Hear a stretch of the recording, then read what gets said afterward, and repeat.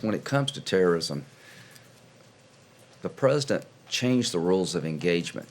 You think the caliphate destroyed itself? He made a conscious decision when he went to Iraq to change the game when it came to destroying ISIS.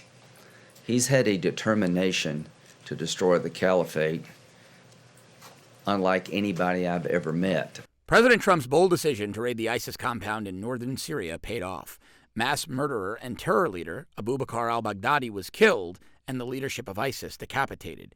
It should have been the cause of celebration for our special operators who carried out the operation, Pentagon brass who planned it, and for the president who ordered it.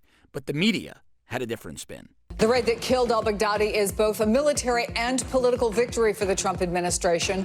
But some officials point out that it may say as much about the flaws in Trump's foreign policy as it does about how well it can work. It's a real departure from normal practice in sensitive operations like these. Mr. Trump is also defending his decision to break precedent by not briefing House Speaker Nancy Pelosi and a small circle of other top House and Senate Democrats, although Republican senators were looped in even days before.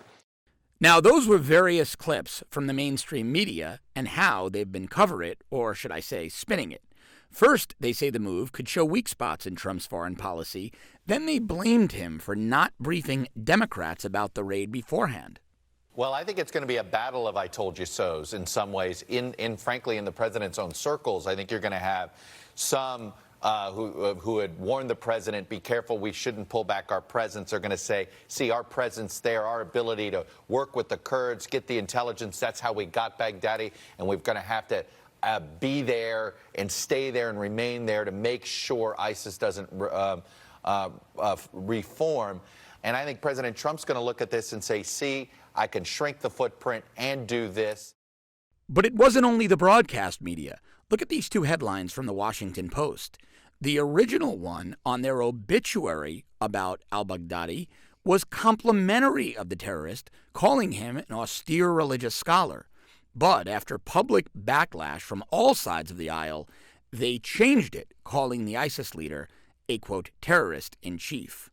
Now, the president and Secretary of State Mike Pompeo have both said this operation was kept under wraps to avoid any leaks. And that all comes after the administration reportedly knew where the ISIS leader was in 2017. But he got away in the end because the operation was leaked to the New York Times.